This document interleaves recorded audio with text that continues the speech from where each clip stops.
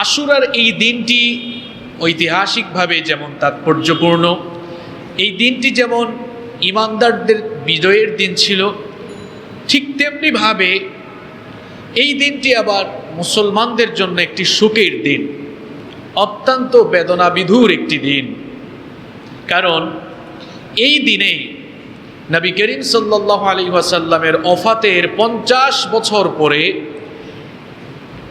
61 হিজরি সনের 10ই মুহররম, এই আশুরার দিনেই ইরাকের কারবালা নামক স্থানে নবী করিম সাল্লাল্লাহু আলাইহি ওয়াসাল্লামের প্রিয়তম দৌহিত্র, তার অত্যন্ত প্রিয় নাতি ইমাম হুসাইন রাদিয়াল্লাহু আনহু সপরিবারে এই নবীর উম্মতেরই কিছু দুর্ভাগা মানুষের হাতে নির্মমভাবে শহীদ হয়েছেন।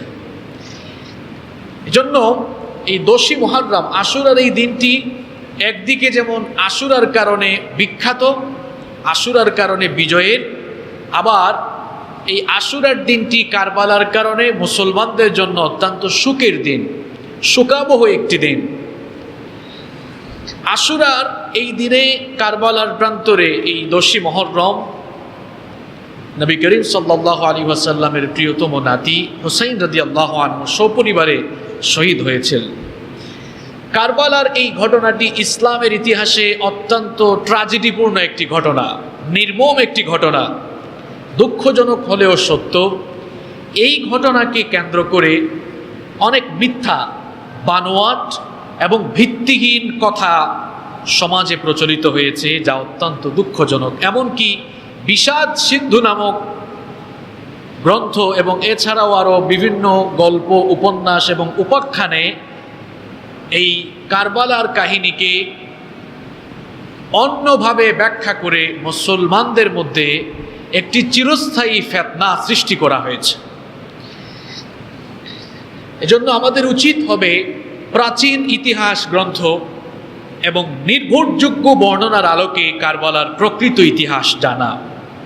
আজকের এই জুমায় আমরা প্রাচীন ইতিহাস গ্রন্থ এবং নির্ভরযোগ্য বর্ণনার আলোকে কারবালার অজানা সঠিক ইতিহাস আমরা জানব ইনশাআল্লাহ, বিইذনিল্লাহ, বিফদলিল্লাহ। সম্মানিত মুসল্লিবৃন্দ, কারবালার সেই ট্র্যাজেডিপূর্ণ ঘটনাটি বর্ণনা করার আগে কারবালার ঘটনা ঘটার পূর্ববর্তী সময়ে কি কি প্রেক্ষাপট তৈরি হয়েছিল সেটি আমি আপনাদের সামনে প্রথমে তুলে ধরতে চাই। নবী করিম সাল্লাল্লাহু আলাইহি ওয়াসাল্লাম যখন পৃথিবীতে আসলেন, নবী করিম সাল্লাল্লাহু আলাইহি ওয়াসাল্লামের সময়ে তৎকালীন আরবে কোনো রাষ্ট্র ব্যবস্থা ছিল না, অর্থাৎ রাষ্ট্র ব্যবস্থার অধীনে সেই সমাজ বা রাষ্ট্র পরিচালিত হতো না। যেমন আমাদের এই বাংলাদেশে একটি রাষ্ট্র ব্যবস্থা আছে, রাষ্ট্রীয় একটি আইন আছে, রাষ্ট্রের জনগণ সেই আইন মেনে চলে, না মানলে তাকে শাস্তির সম্মুখীন হতে হয়। নবী করিম সাল্লাল্লাহু আলাইহি ওয়াসাল্লাম যখন পৃথিবীতে এসেছেন তখন আরবে, তৎকালীন আরবে কোনো রাষ্ট্র ব্যবস্থা ছিল না। তখন শাসন ব্যবস্থা কাবিলা বা গোত্রতান্ত্রিক ছিল, বংশতান্ত্রিক শাসন ব্যবস্থা প্রচলিত ছিল। ছোট বড় বিভিন্ন কাবিলা, বিভিন্ন বংশ, বিভিন্ন গোত্র ছিল। সেই সকল গোত্রসমূহে এক একজন গোত্রপতি থাকত, গোত্রের একজন প্রধান থাকত, আর ওই গোত্রপ্রধান বা গোত্রপতি সেই গোত্রকে, সেই বংশকে লিড দিত, পরিচালনা করত। তার কথা অনুযায়ী, তার ইচ্ছা অনুযায়ী সেই গোত্রের সবাই পরিচালিত হতো। তার আইনের বাহিরে যাওয়ার কোনো ইচ্ছা বা ইখতিয়ার কারো ছিল না। গোত্রতান্ত্রিক সেই শাসন ব্যবস্থার দুটো দিক ছিল। প্রথমত, গোত্রপ্রধানরা তাদের ইচ্ছে অনুযায়ী তাদের গোত্র পরিচালনা করত, এখানে আর কেউ ইন্টারফেয়ার করার সুযোগ পেত না।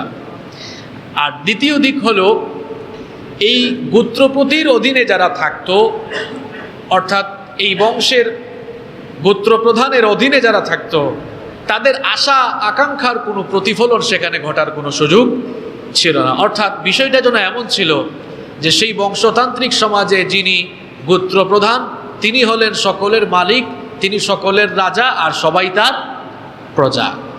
পৃথিবীর ইতিহাসে এই পৃথিবীর বুকে সর্বপ্রথম মুহাম্মাদুর রাসূলুল্লাহ সাল্লাল্লাহু আলাইহি ওয়াসাল্লাম এক অভিনব, এক আধুনিক জনগণতান্ত্রিক পরামর্শ ভিত্তিক রাষ্ট্র ব্যবস্থার প্রবর্তন করলেন, যেখানে রাষ্ট্রপ্রধান যিনি হবেন তিনি জনগণের শাসক হবেন না, বরং রাষ্ট্রপ্রধান ওই রাষ্ট্রের জনগণ কর্তৃক নিয়োগকৃত জনপ্রতিনিধি হয়ে তিনি জনগণের সেবক হিসাবে আবির্ভূত হবেন।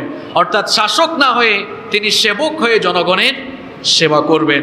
এবং নবীজির সেই অভিনব রাষ্ট্র ব্যবস্থার দ্বিতীয় দিক ছিল যে রাষ্ট্রের মালিক ওই রাষ্ট্রপ্রধান না হয়ে বরং জনগণ এই ক্ষেত্রে রাষ্ট্রপ্রধান কাকে নির্বাচন করবে, কাকে বসাবে, কাকে নামাবে, এই ইখতিয়ার থাকবে জনগণের।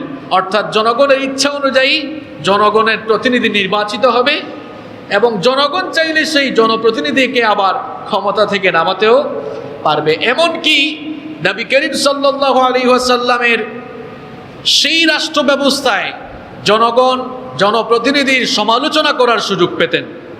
অর্থাৎ রাষ্ট্রপ্রধান কোনো ভুল করলে রাষ্ট্রের জনগণ সেই ভুলের সমালোচনা কিংবা সংশোধন করতে পারতেন। এটি হচ্ছে আসল গণতন্ত্র।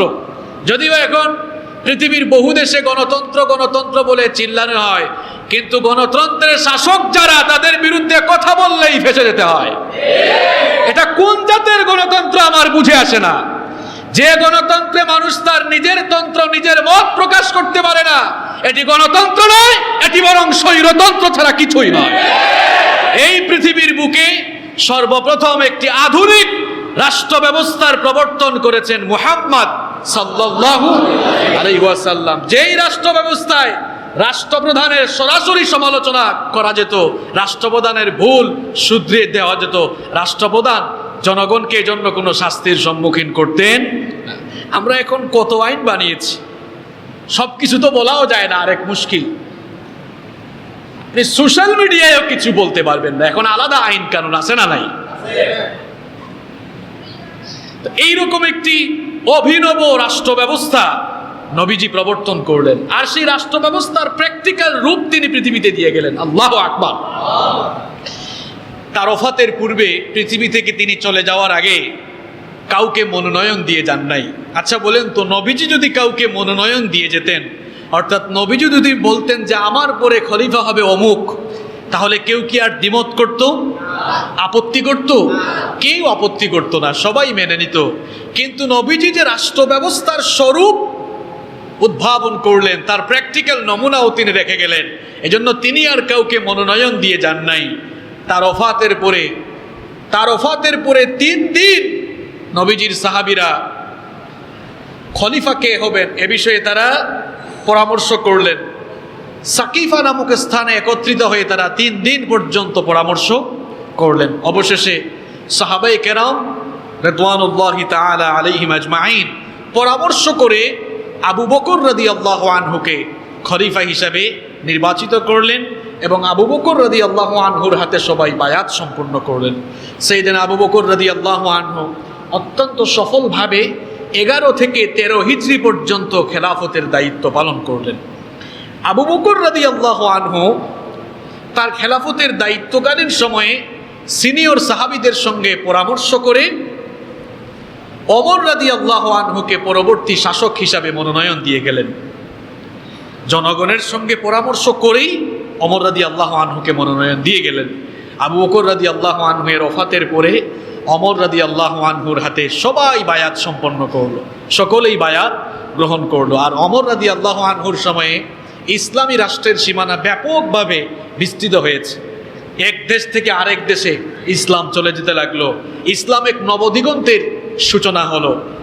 ওমর রাদিয়াল্লাহু আনহু 13 থেকে 23 হিজরি পর্যন্ত মোট 10 বছর অত্যন্ত সফলভাবে খেলাফতের দায়িত্ব পালন করলেন।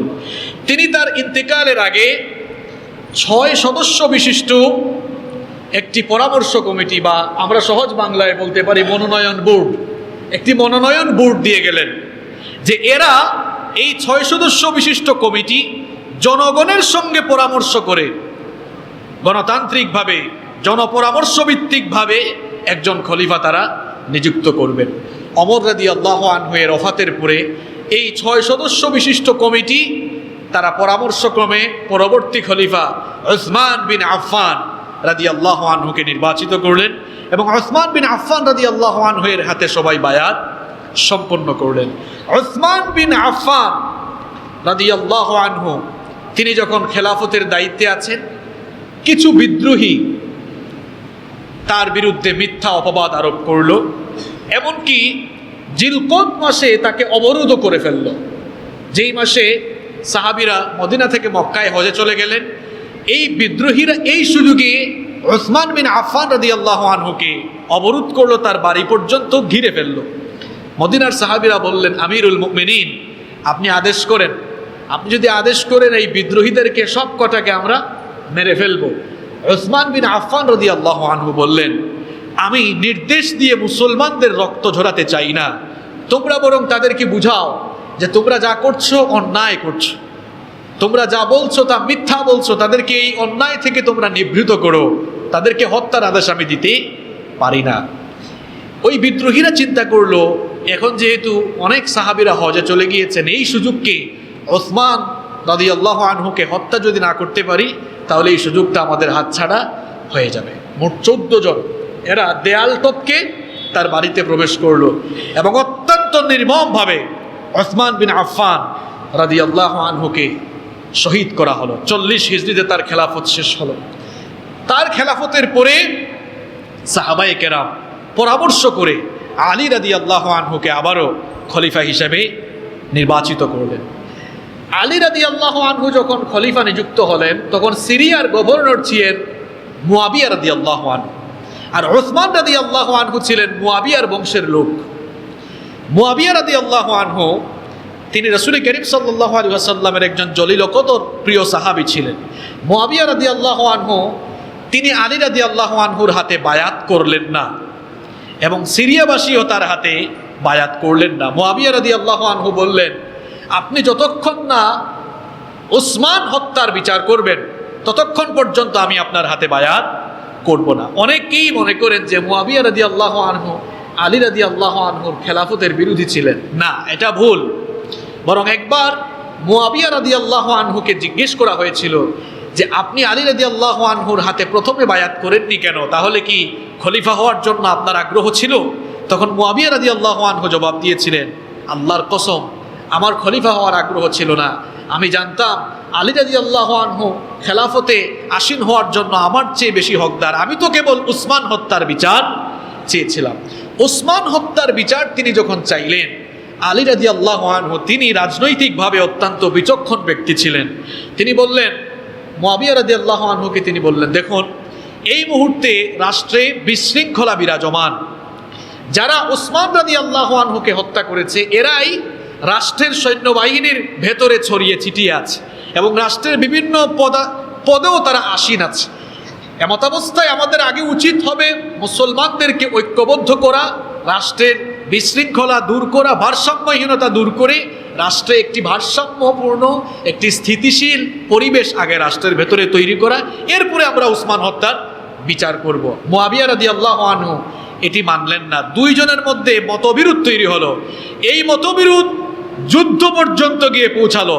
সিফফিন নামক প্রান্তরে দুই বাহিনী সম্মুখীন হয়ে গেল, যেটাকে ইসলামের ইতিহাসে সিফফিনের যুদ্ধ বলা হয়।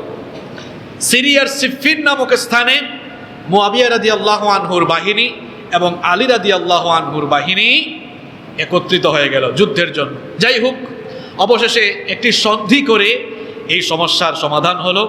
আলী রাদিয়াল্লাহু আনহু খেলাফতে থাকলেন এবং আলী রাদিয়াল্লাহু আনহু খেলাফতে থাকলেন। আলী রাদিয়াল্লাহু আনহুর যখন ওফাত হয়ে গেল, আলী রাদিয়াল্লাহু আনহুর ওফাতের পূর্বে তিনি তার ছেলে হাসান রাদিয়াল্লাহু আনহুকে মনোনয়ন দিয়ে গেলেন। হাসান রাদিয়াল্লাহু আনহু যখন খলিফা হলেন, আলী রাদিয়াল্লাহু আনহুকে শহীদ যারা করেছিল তারাও ছিল ওই কুচক্রী মহলের লোক যারা উসমান হত্যাকাণ্ডে জড়িত ছিল। এরা তখন নিজেরা হত্যা করে প্রচার করে দিল যে নিশ্চয়ই এই হত্যাকাণ্ডের সাথে মুয়াবিয়ার সংশ্লিষ্টতা রয়েছে, কারণ মুয়াবিয়া রাদিয়াল্লাহু আনহুর সাথে আলী রাদিয়াল্লাহু আনহুর রাজনৈতিক কিছু বিরোধ ছিল। দেখা গেল এদের কথায় প্ররোচিত হয়ে হাসান রাদিয়াল্লাহু আনহুর আশপাশে যারা ছিলেন তারা যুদ্ধের জন্য প্রস্তুত হয়ে গেলেন। হাসান রাদিয়াল্লাহু আনহু দেখলেন মুসলমানদের দুই গ্রুপ এখন ফিতনায় জড়িয়ে যাবে, দুই গ্রুপের মধ্যে একটি অনাকাঙ্ক্ষিত যুদ্ধ আসন্ন। এই অবস্থা লক্ষ্য করে তিনি স্বেচ্ছায় খেলাফতের পদ ছেড়ে দিয়ে মুয়াবিয়া রাদিয়াল্লাহু আনহুর কাছে সেই দায়িত্ব হস্তান্তর করলেন। আর এটি ছিল নবী করিম সাল্লাল্লাহু আলাইহি ওয়াসাল্লামের ভবিষ্যৎবাণীর বাস্তবায়ন। কারণ বিশ্বনবী সাল্লাল্লাহু আলাইহি ওয়াসাল্লাম তার প্রিয়তম নাতি হাসানের ব্যাপারে তিনি ভবিষ্যৎবাণী করেছিলেন। একবার নবী করিম সাল্লাল্লাহু আলাইহি ওয়াসাল্লাম জুমার দিনে মিম্বরে দাঁড়িয়ে খুতবা দিচ্ছেন। হাসান রাদিয়াল্লাহু আনহু তার সামনে ছোটাছুটি করছেন, দৌড়াদৌড়ি করছেন। নবী করিম সাল্লাল্লাহু আলাইহি ওয়াসাল্লাম সাহাবীদেরকে লক্ষ্য করে বললেন, ইন্না ইবনি হাযা সাইয়্যিদ, আমার এই সন্তান অর্থাৎ আমার এই নাতি একদিন নেতা হবে। ওয়ালা আল্লাহু আন ইউসলিহা বিহি বাইনা ফিআতাইনি আযীমাতাইনি মিনাল মুসলিমিন, এবং আমার এই নাতির মাধ্যমে একদিন মুসলমানদের বৃহত্তম দুটি দলের মধ্যে মীমাংসা হবে। নবীজির সেই ভবিষ্যৎবাণীর বাস্তবায়ন সত্যি হয়েছিল। হাসান রাদিয়াল্লাহু আনহু তিনি চেয়েছিলেন মুসলমানদের দুই গ্রুপ যেন যুদ্ধ করে ক্ষতিগ্রস্ত না হয়। এই ফিতনা থেকে মুসলমানদেরকে রক্ষা করার জন্য ইমাম হাসান রাদিয়াল্লাহু আনহু স্বেচ্ছায় খেলাফতের পদ থেকে অব্যাহতি নিয়ে মুয়াবিয়া রাদিয়াল্লাহু আনহুর কাছে খেলাফতের দায়িত্ব হস্তান্তর করলেন। মুয়াবিয়া রাদিয়াল্লাহু আনহু খেলাফতের দায়িত্ব গ্রহণ করে একটানা 20 বছর সুষ্ঠুভাবে এবং সফলতার সাথে রাষ্ট্র পরিচালনা করলেন। তিনি তার ইন্তেকালের কিছুদিন আগে তার রাজনৈতিক নেতৃবৃন্দ এবং সামাজিক নেতৃবৃন্দের সঙ্গে পরামর্শ করে তার পুত্র ইয়াজিদকে তিনি মনোনয়ন দিয়ে গেলেন। তার ওফাতের পরে, তার মৃত্যুর পরে ইয়াজিদ যখন খেলাফতের দাবি করল, তখন তৎকালীন মুসলিম রাষ্ট্রের অধিকাংশ জনগণ এটাকে মেনে নিলেও মদিনা, মক্কা এবং ইরাক, বিশেষ করে ইরাকের কুফার মানুষ এটা মেনে নেয় নাই, এবং মদিনার অনেক সাহাবীরা ইয়াজিদের হাতে বায়াত করেন নাই। কোনো বর্ণনা এসেছে যে ইয়াজিদের হাতে প্রায় 60 জন সাহাবী তখন বায়াত করেছিলেন, 60 জন, 60। কিন্তু মদিনার বেশ কিছু সিনিয়র সাহাবী ইয়াজিদের হাতে বায়াত কবুল করেন নাই। তাদের মধ্যে ছিলেন আব্দুল্লাহ ইবনে ওমর রাদিয়াল্লাহু আনহু, ইবনে আব্বাস রাদিয়াল্লাহু আনহু, আব্দুল্লাহ ইবনে জুবাইর, ইমাম হুসাইন রাদিয়াল্লাহু আনহু, আব্দুল্লাহ ইবনে আমর ইবনুল আস রাদিয়াল্লাহু আনহু, এরকম কয়েকজন সাহাবী ছিলেন। এই খবর যখন ইয়াজিদের কাছে গেল, ইয়াজিদ তখন মদিনার গভর্নরকে কড়া নির্দেশ দিল যে যারা আমার বায়াত করে নাই, আমার হাতে বা আমার বায়াত কবুল করে নাই, তাদের উপরে চাপ প্রয়োগ করো যে তারা যেন আমার হাতে বায়াত গ্রহণ করে। ইমাম হুসাইন রাদিয়াল্লাহু আনহু ইবনু জুবাইরকে নিয়ে ইয়াজিদের এই নির্দেশ যখন আসলো, তখন তারা দুইজন মদিনা থেকে মক্কায় চলে গেলেন। মদিনা থেকে তারা যখন মক্কায় চলে গেলেন, মাঝখানে অনেক সাহাবীরা মাঝপথে তাদেরকে বাধা দিয়েছিলেন, তারা যেন না জানার পরেও তারা মক্কায় গিয়েছেন। আর ওইদিকে কুফাবাসী মানুষের কাছে এই খবর চলে গিয়েছে যে মুয়াবিয়া রাদিয়াল্লাহু আনহু ইন্তেকাল করেছেন, এখন খেলাফতের পদ শূন্য। এই খবরও তারা শুনেছে যে ইমাম হুসাইন রাদিয়াল্লাহু আনহু ইয়াজিদের হাতে বায়াত করেন নাই। এই কথা শুনে কুফার মানুষরা চিঠি লিখতে লাগলো। চিঠির মাধ্যমে তারা হুসাইন রাদিয়াল্লাহু আনহুকে জানালো যে আপনি যেমন ইয়াজিদের হাতে বায়াত করেন নাই, ঠিক তেমনি আমরা কুফাবাসী কোনো মানুষই ইয়াজিদের হাতে বায়াত করি নাই। সুতরাং আপনি কুফায় চলে আসুন, আমরা আপনাকে কুফায় আসার জন্য আমন্ত্রণ করছি। কুফায় আসলে আমরা সবাই আপনার হাতে বায়াত গ্রহণ করব। একটা দুইটা চিঠি আসে নাই, ভালো করে শুনেন। এই যে শিয়ারা এখন 10 মুহররম আসলে হুসাইন হুসাইন বলে চিল্লায়, ইমাম হুসাইন রাদিয়াল্লাহু আনহুর হত্যাকাণ্ডের জন্য এই শিয়ারাই ছিল প্রকৃত দোষী। কারণ তারাই ইমাম হুসাইন রাদিয়াল্লাহু আনহুকে কুফায় নিয়ে গিয়ে কোনো প্রকার সমর্থন করে নাই এবং তাকে মৃত্যুর কুলে তারাই ঠেলে দিয়েছিল। এজন্য আরবিতে একটি প্রবাদ এখনো আছে, আল কুফি লা ইউফি, অর্থাৎ কুফার লোকেরা ওয়াদা করলে ওয়াদা রাখে না। কুফার মানুষগুলো আসলেই কুফা। এরা আসলেই কুফা। এরা কেমন কুফা দেখেন, একটা দুইটা চিঠি লিখে নাই, 500 চিঠি এসেছে ইমাম হোসাইন রাদিয়াল্লাহু আনহুর কাছে। কয়টা চিঠি এসেছে? একের পর এক যখন চিঠি আসতেছে, ইমাম হোসাইন রাদিয়াল্লাহু আনহু তখন এই পরিস্থিতি পর্যবেক্ষণের জন্য তার চাচাতো ভাই মুসলিম বিন আকিলকে কুফায় পাঠালেন।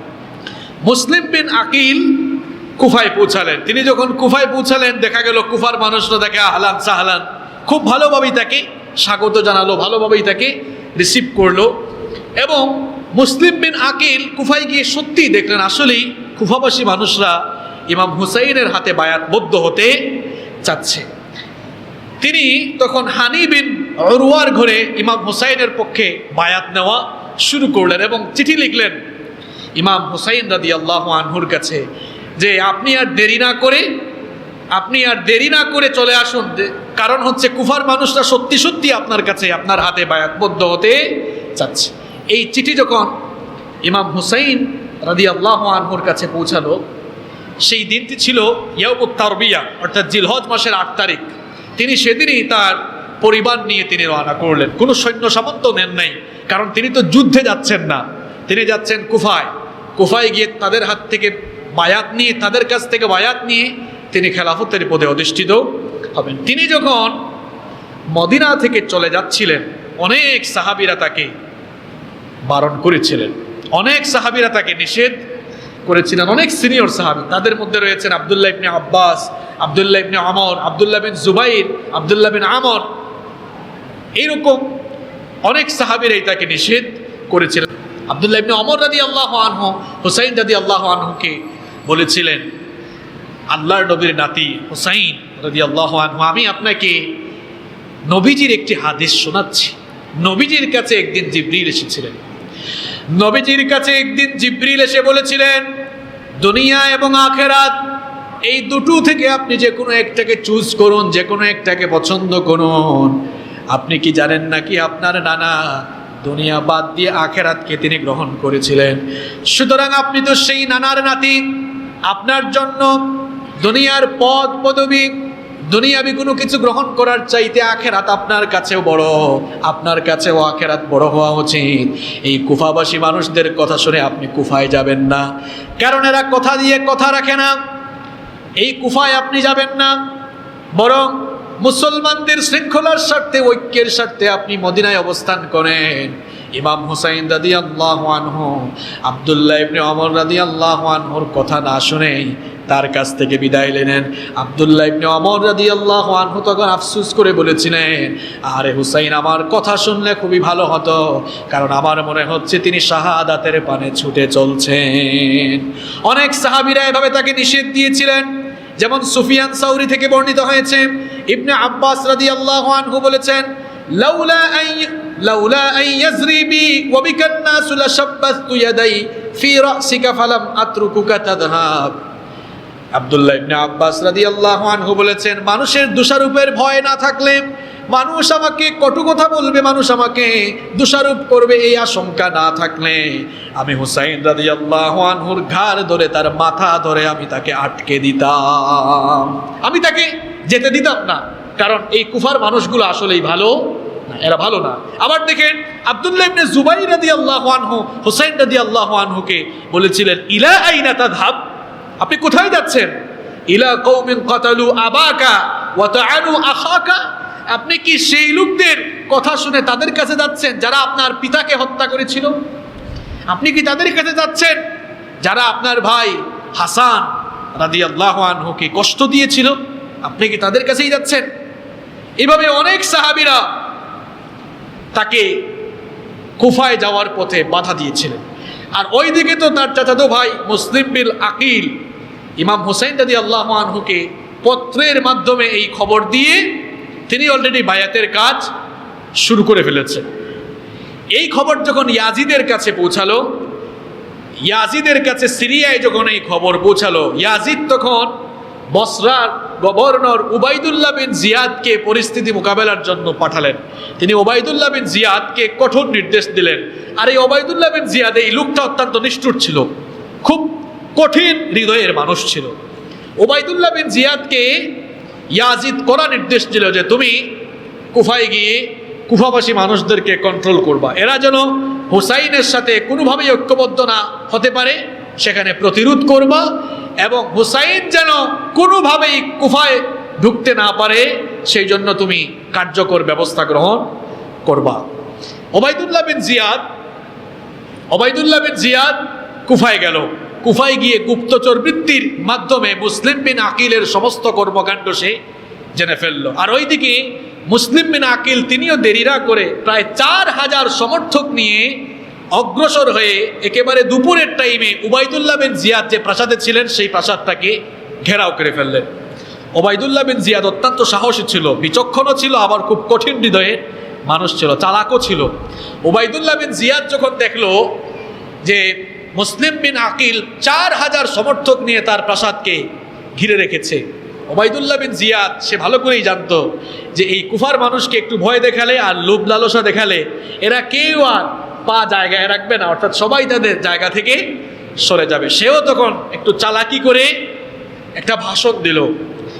সে বলল, তোমরা যারা হুসাইনের পক্ষে অবস্থান নিয়ে আমার এই প্রাসাদ ঘেরাও করেছো, ভালো করে শোনো, ইয়াজিদের সৈন্যবাহিনীকে ভয় করো, কারণ সিরিয়া থেকে ইয়াজিদের বাহিনী আসতেছে। ইয়াজিদের বাহিনী আসলে কিন্তু সবাইকে কচুকাটা করা হবে, সবাই ইয়াজিদের বাহিনীকে ভয় করো। দেখা গেল এই ভাষণের পরে তখন আস্তে আস্তে আস্তে আস্তে মানুষ কমে যাওয়া শুরু হলো। আর ওবায়দুল্লাহ বিন জিয়াদ আরেকটি লোভনীয় প্রস্তাবও তাদেরকে দিল যে তোমরা হুসাইনের কাছ থেকে ফিরে আসলে তোমাদেরকে টাকা করি, তোমাদেরকে হাদিয়া তুফাও দেওয়া হবে। দেখা গেল অর্থের লোভে, হাদিয়ার লোভে এবং ওবায়দুল্লাহ বিন জিয়াদের সেই হুমকির পরে আস্তে আস্তে সেই 4000 সমর্থক থেকে লোক সংখ্যা কমে যেতে লাগলো। এমনকি আপনারা জানলে অবাক হয়ে যাবেন, এই যে শিয়াগুলো এখনো হুসাইন হুসাইন বলে চিল্লায়, দেখেন হুসাইনের প্রতি তাদের ভক্তিটা দেখেন। এই ভাষণের পরে মানুষ কমতে কমতে কমতে কমতে সূর্যাস্তের আগে দেখা গেল মাত্র 3 জন আছে। কয়জন আছে? 4000 থেকে কয়জন? চিন্তা করেছেন, 3997 জন চলে গেছে। ওই যে বললাম আল কুফি ইলা ইউফি, এরা কথা দিয়ে কথা রাখে না। মাগরিবের নামাজের পরে মুসলিম দেখলেন যে 3 জন ছিল ওই 3 জনও নাই। মুসলিম বিন আকিল এবার একা হয়ে গেলেন। ওবায়দুল্লাহ বিন জিয়াদ মুসলিম বিন আকিলকে গ্রেফতারের অর্ডার দিলেন। মুসলিম বিন আকিলকে গ্রেফতার করা হলো। গ্রেফতার করার পরে ওবায়দুল্লাহ বিন জিয়াদ তার মৃত্যুদণ্ডের আদেশ দিলেন, মৃত্যুদণ্ডের ফরমান দিলেন। মৃত্যুদণ্ডের ফরমান শুনে মুসলিম বিন আকিল কান্না করছেন। তখন সবাই ভাবলো মরার ভয়ে মনে হয় কান্না করতেছে। ওবায়দুল্লাহ জিজ্ঞেস করলো, কি ব্যাপার মুসলিম, তুমি তো এসে কয়েকদিন বহু বাহাদুরি দেখাইলে, এখন আবার তুমি কাঁদো কেন? মুসলিম বিন আকিল তখন বললেন, আমি আমার জন্য কাঁদছি না, আমি কাঁদছি হোসাইনের জন্য। আমি তো তাকে অলরেডি পত্র লিখেছি, আমার মনে হয় আমার পত্র পেয়ে তিনি অলরেডি রওনাও করেছেন। এই কুফাবাসী মানুষগুলো যে এরা যে কথা দিয়ে কথা রাখে না, এটা তো আমার হোসাইন জানেন না, এই জন্য আমি আমার জন্য নয়, আমি হুসাইন রাদিয়াল্লাহু আনহুর জন্য কান্না করছি। তিনি তখন ওবায়দুল্লাহকে বললেন, আমার মৃত্যুদণ্ড কার্যকর করার আগে আমার একটি আবেদন আছে, সেই আবেদনটা দয়া করে মঞ্জুর করে নাও। ওবায়দুল্লাহ বলল, কি আবেদন তোমার? মুসলিম বিন আকিল বললেন যে আমি একটি পত্র লিখতে চাই, একটি চিঠি লিখতে চাই হুসাইন রাদিয়াল্লাহু আনহুর কাছে, এবং আমার এই চিঠি পৌঁছে দিতে হবে। মুসলিম বিন আকিল একটি চিঠি লিখলেন। সেই চিঠিতে লেখা ছিল এরকম যে, হুসাইন পরিবার পরিজন সহ কুফায় না এসে মদিনায় ফেরত যাও, কারণ এই কুফাবাসী মানুষদের ধোঁকায় পড়া যাবে না। এরা আমার সাথে মিথ্যা বলেছে, তোমার সাথেও তারা মিথ্যা বলেছে, এরা আমাকে ধোঁকা দিয়েছে, এরা তোমাকেও ধোঁকা দিবে, সুতরাং কুফায় না এসে মদিনায় ফিরে যাও। তার এই পত্র প্রেরণ করা হলো। আর এইদিকে পরবর্তী দিন জিলহজ মাসের 9 তারিখে ইয়াউমে আরাফা, আরাফার দিনে মুসলিমের মৃত্যুদণ্ড কার্যকর করা হলো। আর এই চিঠি প্রেরণ করা হলো। ইমাম হুসাইন রাদিয়াল্লাহু আনহু তো আগের চিঠি পেয়ে অলরেডি রওনা করেছেন। তিনি যখন রওনা করেছেন, এই চিঠি তার হাতে যখন পৌঁছালো, তখন তিনি প্রায় কুফার একেবারে কাছাকাছি চলে এসেছেন। তার হাতে যখন এই চিঠি পৌঁছালো, এই চিঠি আসার পরে তিনি সিদ্ধান্ত নিলেন এই কুফাবাসী মানুষের ধোঁকায় তিনি পড়বেন না। তিনি তখন কুফার রাস্তা ত্যাগ করে সিরিয়ার পথে অগ্রসর হলেন। তার ইচ্ছা ছিল সিরিয়াতে গিয়ে ইয়াজিদের সাথে তিনি সাক্ষাৎ করবেন। ওইদিকে উবাইদুল্লাহ বিন জিয়াদ বাহিনী পাঠিয়েছে, সৈন্যবাহিনী পাঠিয়েছে, যার নেতৃত্বে ছিলেন আমর বিন সাআদ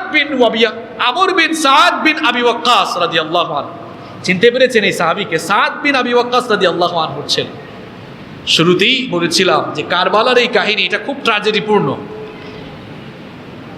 এটা নিয়ে গবেষণা করে অনেক স্কলারগণ অবাক হয়ে গিয়েছেন, কি বলবেন কি বলবেন না তারা নিজেরাই বুঝতে পারেননি। দেখেন কাদের নেতৃত্বে সৈন্যবাহিনী আসলো? সাআদ বিন আবি ওয়াক্কাস রাদিয়াল্লাহু আনহুর ছেলে আমর বিন সাআদ বিন আবি ওয়াক্কাস, শিমার বিন জুলজাওশান এবং হুসাইন বিন তানমিমের নেতৃত্বে একটি সৈন্যবাহিনী আসলো। তারা এসে ইরাকের কারবালা নামক স্থানে হুসাইন রাদিয়াল্লাহু আনহুকে অবরোধ করে ফেললো। ইমাম হুসাইন রাদিয়াল্লাহু আনহু এই অবস্থা দেখে তাদেরকে তিনটি প্রস্তাব দিলেন। কয়টি প্রস্তাব দিলেন? তিনটি প্রস্তাব দিলেন। তিনি বললেন যে দেখো, আমি তো তোমাদের সাথে যুদ্ধ করার জন্য আসে নাই, কুফাবাসীর আমন্ত্রণে আমি এসেছিলাম। যেহেতু তারা আমাকে ধোঁকা দিয়েছে, আমি কুফায় যাব না, আমাকে তোমরা ছেড়ে দাও, আমি মদিনায় ফিরে যাব।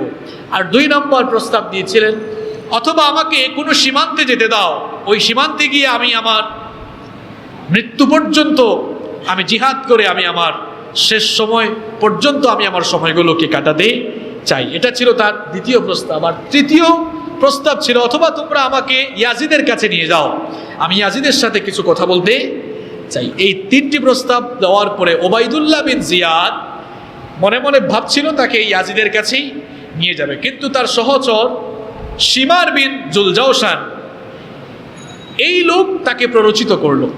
সে বলল যে দেখো, হোসাইনকে হাতের কাছে পেয়ে আমরা যদি হত্যা না করি তাহলে তো আমাদের পদোন্নতির সব দরজা বন্ধ হয়ে যাবে, এটা আমাদের জন্য বিরাট একটি সুযোগ। তার কথায় প্ররোচিত হয়ে উবাইদুল্লাহ বিন জিয়াদের বাহিনী ইরাকের কারবালা নামক প্রান্তরে, কারবালা নামক স্থানে ইমাম হুসাইন রাদিয়াল্লাহু আনহু এবং তার সঙ্গী সাথী যারা ছিলেন তাদের উপরে অতর্কিত এবং নির্মম হামলা চালালো। ইমাম হুসাইন রাদিয়াল্লাহু আনহুর সাথে যারা ছিলেন সবাই শহীদ হলেন। ইমাম হুসাইন রাদিয়াল্লাহু আনহু তিনিও শাহাদাতের সুধা পান করলেন। এই শিমার বিন জুলজাওশান, কয়েকটি রওয়ায়াত এসেছে যে এই শিমার বিন জুলজাওশান সেই ইমাম হুসাইন রাদিয়াল্লাহু আনহুর দেহ থেকে মাথাকে ছিন্ন করে দিয়েছিল, আলাদা করে দিয়েছিল। এবং ইমাম হুসাইন রাদিয়াল্লাহু আনহুর মাথা মুবারককে যখন উবাইদুল্লাহ বিন জিয়াদের সামনে নিয়ে গিয়েছিল, তখন উবাইদুল্লাহ একটি কাঠি নিয়ে ইমাম হুসাইন রাদিয়াল্লাহু আনহুর মাথা মুবারককে তার নাকে, ঠুটে, গালে গোদাগুতি আরম্ভ করেছিল। আনাস রাদিয়াল্লাহু আনহু এই অবস্থা দেখে, ফাতহুল বারিতে এসেছে এটা, আনাস রাদিয়াল্লাহু আনহু এটা দেখে তিনি সহ্য করতে পারছিলেন না। তিনি বললেন, উবাইদুল্লাহ, এতক্ষণ যা করেছো সহ্য করেছি, তুমি কার মুখে, গালে, ঠোঁটে আঘাত করছো? তুমি কি জানো না হোসাইনের চেহারাটা দেখতে একেবারে আমার নবীজির মতো? তুমি কি জানো না যেখানে যেখানে তুমি লাঠি দিয়ে আঘাত করছো আমি দেখেছি নবীজি ওই জায়গাগুলোতে তার ঠোঁট মুবারক দিয়ে হোসাইনকে চুমু দিয়েছে। ইমাম হুসাইন রাদিয়াল্লাহু আনহু এবং ইমাম হাসান রাদিয়াল্লাহু আনহু নবীজির 2 প্রিয় নাতি ছিলেন। এত মহব্বত তিনি তাদেরকে করতেন। আবু হুরায়রা একটি হাদিস বর্ণনা করেছেন। তিনি বলছেন যে নবীজি হাসান আর হুসাইনকে নিয়ে একদিন বের হলেন।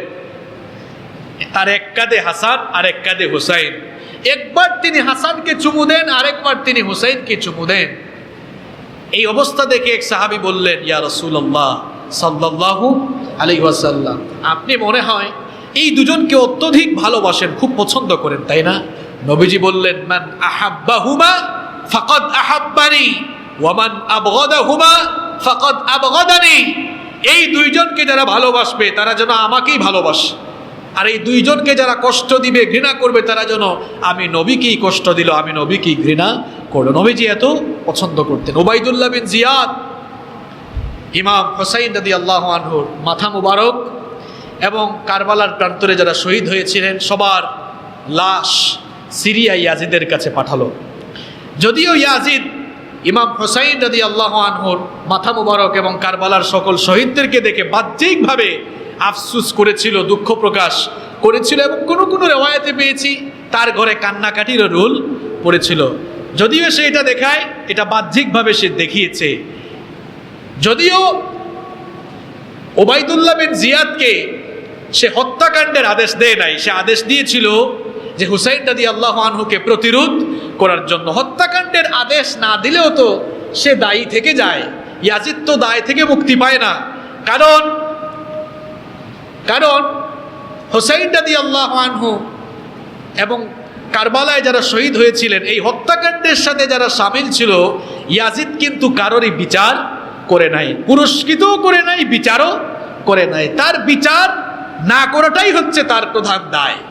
যদি সে বিচার করতো তাহলে হয়তোবা মানুষ জানতো এবং ইতিহাসে তার নাম এভাবে থাকতো যে সে আসলে হুসাইন রাদিয়াল্লাহু আনহুর হত্যার বিচার, সে আসলে হত্যাকাণ্ড চায় নাই। যেহেতু সে বিচার করে নাই, সুতরাং কোনোভাবেই হুসাইন রাদিয়াল্লাহু আনহুর হত্যাকাণ্ড থেকে সে দায় মুক্ত হতে পারে না। এবং সে তার এই শাসনামলের মাত্র ৩-৪ বছরে সে খুব মারাত্মক ৩টি অন্যায় করেছিল। অনেকে আছে এই ইয়াজিদকে ছাড় দিতে দিতে এগুলো বলে না, এগুলো বলা উচিত। ইতিহাসের কষ্টি পাথরে যেগুলো আছে সেগুলো বলতেই হবে।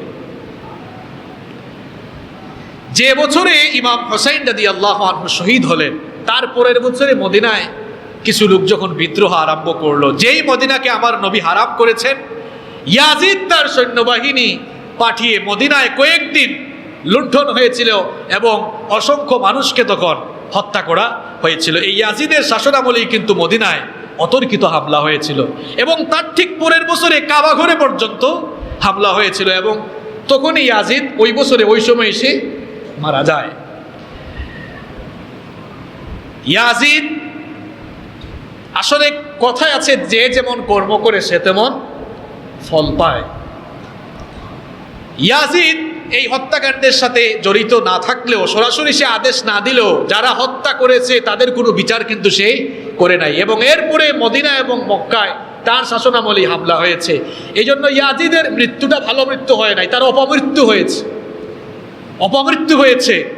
এবং আপনারা জানলে অবাক হয়ে যাবেন, ইমাম হুসাইন রাদিয়াল্লাহু আনহুর হত্যাকাণ্ডের সাথে যারাই জড়িত ছিল তারা কয়েকদিনের মধ্যেই মুখতার আস-সাকাফির বাহিনীর হাতে অত্যন্ত নির্মমভাবে তারাও কিন্তু মৃত্যুবরণ করেছিল। এবং এই ইয়াজিদ তারও অপমৃত্যু হয়েছিল। এমন অপমৃত্যু হলো যে সে মারা যাওয়ার পরে আজ পর্যন্ত ইয়াজিদের বংশের কেউ কিন্তু পৃথিবীতে শাসক হইতে পারে নাই। আমরা সবাই জানি যে কোনো রাজা বা কোনো বাদশাহ, কোনো রাষ্ট্রপ্রধান মারা গেলে অন্তত লং টাইম তাদের শাসন ক্ষমতা যদি লেংদি না হয়, দীর্ঘস্থায়ী না হয়, কয়েক বছর অন্তত তাদের ফ্যামিলি, তাদের বংশের কেউ কেউ রাজত্ব করে। এটা ইতিহাস তালাশ করলে আপনি পাবেন। আমাদের বাংলাদেশি আপনি দেখেন না, বঙ্গবন্ধুর ফ্যামিলি থেকে, জিয়ার ফ্যামিলি থেকে, তাদের ফ্যামিলির লোকেরা কিন্তু এখনো রাজনীতিতে আছে না নাই? আপনি অতীত ইতিহাস ঘাটলেও দেখবেন যে শাসকদের ফ্যামিলি থেকে কেউ না কেউ পরবর্তীতে শাসক হচ্ছে। যদি তাদের শাসন ক্ষমতা দীর্ঘস্থায়ী না হয়, অন্তত কিছুকাল তারা শাসন করে। কিন্তু আপনি ইতিহাস ঘেটে দেখেন, এই ইয়াজিদের মৃত্যুর পরে তার ছেলে মুয়াবিয়া বিন ইয়াজিদ কিছুদিনের জন্য, যদি আপনার কয়েকদিনের জন্য সে শাসক হলেও এর পরবর্তী থেকে নিয়ে আজ পর্যন্ত বিশ্বের বুকে ইয়াজিদের বংশের কেউ আর শাসক হইতে পারে নাই। তাহলে তার যেমন অপমৃত্যু হয়েছে, তেমনি তার বংশ থেকে যে ক্ষমতার জন্য সে এত এত অপকর্ম করলো, তার বংশের কেউ আজ পর্যন্ত আর ক্ষমতা কোনোদিন দেখে নাই। সম্মানিত মুসল্লিবৃন্দ, এই যে কারবালার ট্রাজেডিপূর্ণ ঘটনা ঘটলো, এই কারবালার ঘটনার মধ্যে আমাদের জন্য মৌলিকভাবে দুটো শিক্ষা নিহিত রয়েছে। এই কারবালার ঘটনায় আমাদের জন্য দুইটা শিক্ষা রয়েছে। এক নম্বর শিক্ষা হলো, যারা সত্যের পক্ষে থাকে ইতিহাসে তাদের নাম চিরস্মরণীয় হয়ে থাকে। তার বাস্তব নজির হচ্ছে ইমাম হুসাইন রাদিয়াল্লাহু আনহু এর শাহাদাত। তিনি আজও ইতিহাসে চিরস্মরণীয় হয়ে আছেন এবং তিনি শাহাদাতের অমীয় সুধা পান করে তিনি আল্লাহ তাআলার কাছে আরো বেশি সম্মানিত হয়েছেন। সুতরাং সত্যের পক্ষে থাকলে, সত্যের পক্ষে জীবন দিলে সেই জীবন সফল হয়। সুতরাং এখন আমাদের সমাজে, আমাদের দেশে দেখবেন অনেকে হুসাইনের সৈনিক বলে চিল্লায়, লাফালাফি করে, এরকম আছে না নাই? সত্যিকারের হুসাইনি সৈনিক কিংবা হুসাইনি আদর্শে উজ্জীবিত তারা সত্য প্রতিষ্ঠার জন্য, নবীর আদর্শ প্রতিষ্ঠার জন্য জীবন বিলিয়ে দেয়। যারা নবীর আদর্শ বিলীন হয়ে যায়, আমি ঘরে বসে থাকলাম আর মাঝে মাঝে হাই হাসান হাই হুসাইন বলে বের হলাম, এটা তো আসলে প্রকৃত হুসাইন প্রেম হলো না। প্রকৃত হুসাইন প্রেম হলো ইমাম হুসাইন রাদিয়াল্লাহু আনহু যেমন সত্যের পক্ষে জীবন দিয়েছেন, সত্যের পক্ষে, ইসলামের পক্ষে জীবন বিলিয়ে দেওয়ার দৃঢ় একটি নিয়ে, প্রত্যয় নিয়ে আল্লাহর দ্বীনের পথে অবিচল সংগ্রাম চালিয়ে যাওয়াই হচ্ছে প্রকৃত হুসাইন প্রেম, প্রকৃত হুসাইনি আদর্শের নমুনা, ঠিক কি না? কারবালার 2 নম্বর শিক্ষা হলো, যে যেমন কর্ম করবে সে তেমন ফল পাবে। এই ইয়াজিদ, সে যে অপকর্মগুলো করেছিল সে তার ফল পেয়েছে, তার অপমৃত্যু হয়েছে। এবং হুসাইন রাদিয়াল্লাহু আনহুর হত্যাকাণ্ডের সাথে যারা জড়িত ছিল তাদের সকলের অপমৃত্যু হয়েছে। এবং আজ পর্যন্ত ইয়াজিদের বংশের কেউ আর কোনোদিন ক্ষমতায় বসতে পারে নাই। সম্মানিত মুসল্লিবৃন্দ, এই কারবালার ঘটনাটি ঘটেছে এই আশুরার একই দিনে। তাহলে আশুরার এই একই দিনে 2টা ঘটনা আমরা জানলাম। গত জুমায় জেনেছি আশুরার দিনে মুসা নবীর ঘটনা, যেই দিনে আল্লাহ তাআলা ফেরাউন থেকে মুসা আলাইহিস সালামকে কি করেছিলেন? মুক্তি দিয়েছিলেন। এবং ফেরাউন এবং তার দলবলকে আল্লাহ তাআলা কি করে দিয়েছেন? ধ্বংস করে দিয়েছেন। আশুরার দিনের সাথে এই একটি ঘটনা সংশ্লিষ্ট, এবং এই ঘটনাকে সংশ্লিষ্ট করে বলা হয় আশুরার দিনটা হচ্ছে বিজয়ের দিন। এই দিনটা যেমন বিজয়ের দিন, তেমনি আবার আমরা যারা মুসলমান, এটা আমাদের জন্য সুখের দিন, এটা ট্র্যাজেডিপূর্ণ দিন। কারণ এই দিনেই নবীজির প্রিয়তম নাতি হুসাইন রাদিয়াল্লাহু আনহু শহীদ হয়েছিলেন। তাই বলে সুখ পালন করতে গিয়ে আমরা কি রোজা রাখা ছেড়ে দিব? বিজয়ের দিনে কোনো ট্র্যাজেডিপূর্ণ ঘটনা ঘটলে বিজয়ের সিগনিফিকেন্স হারিয়ে যায় না। আমি এর আগেও একটি উদাহরণ দিয়েছিলাম যে বাংলাদেশের বিজয় দিবসটা কখন? 16ই ডিসেম্বর 1971 সালে 16ই ডিসেম্বর। এই দিন আমাদের দেশে বিজয় দিবস পালন করা হয়। আল্লাহ না করুন, আমাদের এই দেশকে আল্লাহ হেফাজত করুন, আল্লাহ না করুন 16ই ডিসেম্বর একটি দুর্ঘটনা, ট্র্যাজেডিপূর্ণ ঘটনা বাংলাদেশে ঘটে গেল। তাহলে কি 2022 সাল থেকে বিজয় দিবস আসলে বাংলাদেশে বিজয় দিবস বাদ দিয়ে শুধু সুখ দিবস কি পালন করা হবে? না, দেখা যাবে বিজয় দিবসও পালন হবে, পাশাপাশি এই ট্র্যাজেডিকে স্মরণ করে মানুষ সুখও প্রকাশ করবে, অর্থাৎ বিজয়ও পালন হবে, সাথে সাথে সুখও পালন হবে। ঠিক তেমনিভাবে আমরা যারা সত্যিকারের মুসলমান, আমরা এই আশুরার দিনে যে আমরা যেহেতু জেনেছি যে এই দিনটি বিজয়ের দিন, আমরা যারা সত্যিকারের মুসলমান এই দিনে আমরা একদিকে রোজা রাখবো, আবার অন্যদিকে নবীজির আহলে বাইত শহীদ হওয়ার কারণে আমরা এই দিনে আমাদের অন্তরে সুখও রাখবো, এবং এই দিনে আমরা সুখেরও বহিঃপ্রকাশ ঘটাবো। তবে এই সুখ পালন করতে গিয়ে রাস্তায় রাস্তায় তাজিয়া মিছিল বের করা যাবে না, এগুলোর কোনো অস্তিত্ব ইসলামের মধ্যে নাই। সম্মানিত মুসল্লিবৃন্দ, আমি শেষ পর্যায়ে 2টি কথা আপনাদেরকে বলতে চাই। এটি বাংলাদেশের বর্তমান প্রেক্ষাপটকে সামনে রেখে আমি এই কথাটা বলতে চাই। আপনারা দেখবেন 10 মুহররম যখন আসবে, আমাদের দেশের ইলেকট্রনিক্স এবং প্রিন্ট মিডিয়াগুলোতে দেখা যাবে, পত্রপত্রিকায় সেদিন কলাম শুরু হবে, হেডিং, এবং টিভি চ্যানেলগুলোতে খবর দেখবেন এভাবে, খবর পরিবেশন হবে এইভাবে: আজ আশুরার দিন, আজকের এই দিনে নবী করিম সাল্লাল্লাহু আলাইহি ওয়াসাল্লামের প্রিয়তম দৌহিত্র ইমাম হুসাইন রাদিয়াল্লাহু আনহু সপরিবারে কারবালার প্রান্তরে নির্মমভাবে শহীদ হয়েছিলেন। এই বলেই নিউজটা শেষ হয়ে গেল। এরপরে দেখা যাবে রাষ্ট্রের যারা একেবারে গুরুত্বপূর্ণ ব্যক্তি আছেন, তাদের সুখ, তাদের বাণী, এগুলো তারা প্রচার করবে। এটা প্রচার হোক, এটা আমরাও চাই, কিন্তু এটা প্রচারের আগে কেন আপনারা বলেন না যে আশুরার দিন এটা তো কারবালার কারণে পরিচিত না, কারবালার ঘটনা ঘটার আরো হাজার হাজার বছর আগে থেকেই এই দিনটা বিখ্যাত। সুতরাং সংবাদ পরিবেশন কিংবা বাণী হওয়া উচিত এমন যে এই দিনে আল্লাহ তাআলা ফেরাউনের মতো স্বৈরাচারী কুখ্যাত কাফেরকে বিদায় করেছিলেন, এটি বিজয়ের দিন, পাশাপাশি এটি আমাদের সুখেরও দিন। অর্থাৎ যে কারণে এই দিনটি তাৎপর্যপূর্ণ সবগুলোই বলা হোক, দেখা যায় শুধু এই একটাই বলা হচ্ছে। এবং আপনারা দেখবেন যে কিছু কিছু লোক বাংলাদেশের বিভিন্ন জায়গায় শিয়াদেরকে অনুসরণ করে তাজিয়া মিছিল বের করে, এবং তারা নিজেদের শরীরকে রক্তাক্ত করে, নিজের শরীরে চাবুক মারে, অনেকে তো আবার তরবারি দিয়ে নিজের শরীরকে ক্ষতবিক্ষত করে। এরকম আছে কিনা?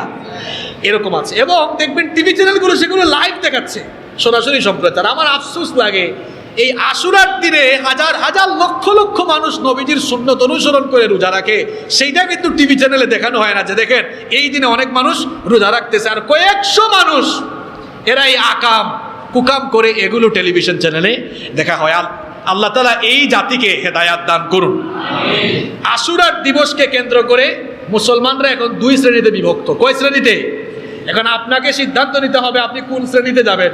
এক নম্বর হচ্ছে খাঁটি ইমানদার শ্রেণী, এরা আশুরার দিনে রোজাও রাখে, আবার আহলে বায়েতের প্রতি মহব্বত রেখে তারা এই দিনে কিছুটা সুখও পালন করে। কারণ এই দিনে ইমাম হুসেইন রাদিয়াল্লাহু আনহু নির্মমভাবে শহীদ হয়েছিলেন। নবীর সুন্নতও তারা পালন করে, আবার এই দিনে তারা সুখও পালন করে, কারণ এই দিনটি বেদনা বিধুর একটি দিন। এটা হচ্ছে এক শ্রেণী। আর আরেক শ্রেণী, এরা রোজাতে নাই, এরা তাজিয়া মিছিল, আর তাজিয়া মিছিল শেষ করে জিলাপি আর বিরিয়ানি। কি এগুলো আছে না নাই? এখন আশুরার দিন নবীজি রোজা রেখেছেন, তারা রোজার ধারে কাছেও নাই। তাজিয়া মিছিল সুখ করা, মাতম করা ইসলামে জায়েজ নেই। যদি সুখ মাতম করা জায়েজ হতো তাহলে নবীজির ওফাতের পরে সাহাবীরা সুখ মাতম করতেন। যদি সুখ মাতম তাজিয়া করা জায়েজ হতো, চার খলিফার ওফাতের পরে সাহাবীরাও সুখ মাতম করতেন। এগুলো ইসলামে জায়েজ নেই বলেই কারো ওফাতের পরে কেউ সুখ মাতম করে নাই। সুতরাং এগুলো করা কুসংস্কার, বিদআত এবং সম্পূর্ণ হারাম, হারাম এবং হারাম কাজ। এগুলোর সাথে মুসলমানদের কোনো সম্পর্ক। এরা আবার কায়দা করে বলে, একটা হাদিসও তারা বানাইছে, তারা বলে যে এই আশুরার দিনে যারা ভালো ভালো খানাপিনার ব্যবহার, আশুরার দিনে যারা ভালো খানাপিনার ব্যবস্থা করবে, আল্লাহ তাআলা তাদের সারা বছরের ইনকামের মধ্যে বরকত দিবেন। সুবহানাল্লাহ নাকি? আসতে বললেন? নাউযু বিল্লাহি মিন যালিক। এইরকম কোন হাদিস বিশুদ্ধ সনদে বর্ণিত হয় না। এটা হচ্ছে নিজেদের স্বার্থের জন্য পকেট ভারী করার দান্দা। আমার তো মনে হয় এদের সাথে কুফার মানুষের সম্পর্ক আছে কিনা এটা ভালোভাবে যাচাই বাছাই করে দেখা দরকার। আল কুফি লা ইউফি, এরা তো কথা দিলে কথা রাখে না। তাহলে দুই শ্রেণীর মানুষ, এক শ্রেণীর মানুষ নবীর সুন্নত আদায় করে আবার সুখার্ত হয়, আরেক শ্রেণী রোজা টুজা নাই, শুধু সুখ মাতম জিলাপি আর বিরিয়ানি। আমরা কোন শ্রেণীতে যাব? আমরা রোজাও রাখবো, আহলে বায়েতের প্রতি আমরা যথেষ্ট সম্মান শ্রদ্ধি ভক্তাও রাখবো ইনশাআল্লাহ। আশুরার দিনে যে কাজগুলো করা যাবে না, এক নাম্বার হচ্ছে এই দিনকে কেন্দ্র করে অফলাইন অনলাইন কোনো জায়গায় ভিত্তিহীন প্রচার প্রচারণা করা যাবে না। আমাদের অনেক যুবক ভাইরা আছে যে কোনো জিনিস তারা অনলাইনে পায়নি, কপি আর পেস্ট। আছে না নাই? আরে ভাই, আপনি হাদিস দিয়ে কপি পেস্ট করেন, একটু বুঝে তো কপি পেস্ট করে পোস্ট করা দরকার। অনেকে তো আছে কালেক্টেডও লিখে না। আছে না নাই? নবীজি বলেছেন, মান কাযাবা আলাইয়া মুতাআম্মিদান, যে ব্যক্তি আমার নামে মিথ্যা কথা চালিয়ে দিল, আমার উপরে মিথ্যারোপ করলো, ফালইয়াতাবাওয়াদু মাকআদুহু মিনান নার, সেজন্য তার নিজের ঠিকানা জাহান্নামে ঠিক করে নেয়। নাউযুবিল্লাহি মিন যালিক। সুতরাং হাদিস নয়, এরকম জাল হাদিস যদি আপনিও প্রচার করেন, নবীজির এই সতর্কবাণী আপনার স্মরণ রাখা দরকার। আল্লাহ আমাদেরকে হেদায়াত দান করেন। দেখা যায় অনেকেই ফেসবুকেও দিচ্ছে, অনলাইন অফলাইনে চলছে, ওয়াজ নসিহতও চলছে। এই দিনে আল্লাহ তাআলা আকাশ জমিন সৃষ্টি করেছেন, আদম আলাইহিস সালামকে সৃষ্টি করেছেন। এই দিনে নূহ আলাইহিস সালামের নৌকা গিয়ে জুদি পর্বতে ঠেকছে। এরপরে ইউসুফ আলাইহিস সালাম এই দিন জেল থেকে মুক্তি পেয়েছেন, আইয়ুব আলাইহিস সালাম রোগ থেকে মুক্তি পেয়েছেন, এক্সেট্রা ইত্যাদি ইত্যাদি বিভিন্ন বর্ণনা, অনেক লম্বা বর্ণনা। হাদিসের ইমাম যারা, তারা বলছেন এই ধরনের কোনো বর্ণনা বিশুদ্ধ কোনো সনদে বর্ণিত হয় নাই। আশুরাকে কেন্দ্র করে কেবল একটি ঘটনাই বিশুদ্ধ এবং যা সরাসরি সহিহ সনদে বর্ণিত হয়েছে, সেটি হচ্ছে মুসা নবীর কাহিনী। অর্থাৎ মুসা আলাইহিস সালাম নাজাত পেয়েছেন, ফেরাউন ওই দিন কি হয়েছে? ধ্বংস হয়েছে। সুতরাং যুবক ভাইয়েরা সাবধান, না বুঝেই কপি পেস্ট করা যাবে। দুই নম্বর হচ্ছে তাজিয়া, সুখ কথা, সুখ পালন, মিছিল, র্যালি, এগুলো বের করা যাবে না। নিজের শরীরকে রক্তাক্ত করা যাবে না। অনেকে আবার এই দিন আশুরার সালাত, বিশেষ সালাত, কারবালার নামাজও পড়ে, এগুলো চট্টগ্রামে আছে। আল্লাহ আমাদেরকে হেফাজত করুন। অনেকে আবার বিশেষ খাবারের আয়োজন করে, চোখের মধ্যে সুরমা লাগায়, বলে এই দিন চোখের মধ্যে সুরমা লাগালে সারা বছর নাকি চোখ ওঠে না। চক্ষুটাকে আপনারা কি বলেন? চট্টগ্রামে এটাকে কি বলে? অনেক সময় চক্ষু লাল হয়ে যায় না, এটাকে চোখ ওঠা বলে। আপনারা কি বলেন? যাই হোক, যেটাই হোক, এরপরে নতুন কাপড় অনেকে পরে, এরপরে অনেকে দেখা যায় আশুরার দিন রোজা না রেখে খানা পিনায় ব্যস্ত থাকে। এই ধরনের গর্হিত কাজ করা যাবে না। আবার এমনও তো আছে আশুরার দিন সুখের মাস, এই মাসে বিয়ে শাদিও করে না, অনেকে বলে এই মাসে বাচ্চা কাচ্চা হলে এগুলো সব এজিদের মতো হয়ে যাবে। নাউযুবিল্লাহি মিন যালিক। এই ধরনের কোনো হাদিসের গ্রন্থসমূহে বর্ণিত হয় নাই। মাআদাল্লাহ, আল্লাহ আমাদেরকে হেদায়াত দান করুন। অনেকে তো আছে আবার সবুজ কাপড় লাল কাপড় পরিধান করে তাজিয়া মিছিল বের করে, কি এগুলো আছে নাকি? এগুলো করা যাবে না। অনেকে আবার নিজের স্ত্রীর সাথেও মিলিত হয় না, ওই যে এই ভয়ে। এদের বর্ণনাগুলো দেখে আমি অবাক হয়ে গেছি। এগুলো শিয়াদের বর্ণনা, এগুলো ঘেটে ঘেটে আমি বের করেছি। এরা স্ত্রীর সাথেও মিলিত হয় না এই ভয়ে, যদি আমার স্ত্রীর পেটে এই মুহূর্তে যদি স্ত্রীর সাথে মিলিত হয় তাহলে ইয়াজিদের মতো কেউ জন্ম নিতে পারে। এগুলো ভ্রান্ত ধারণা, কুধারণা, এগুলো থেকে বেঁচে থাকতে হবে। আল্লাহ তাআলা আমাদেরকে তৌফিক দান করেন। আশুরা এবং কারবালা, এই দুটি ঘটনা থেকে সঠিক শিক্ষাগুলো নিয়ে আমরা যেন আমাদের জীবনে সেগুলো প্রয়োগ করতে পারি। আল্লাহ তাআলা আমাদের সকলকে সেই তৌফিক দান করুন। আসসালামু আলাইকুম ওয়া রাহমাতুল্লাহি ওয়া বারাকাতুহু। আলোর পথে 24 24 ঘন্টা শুধু ইসলাম প্রচার।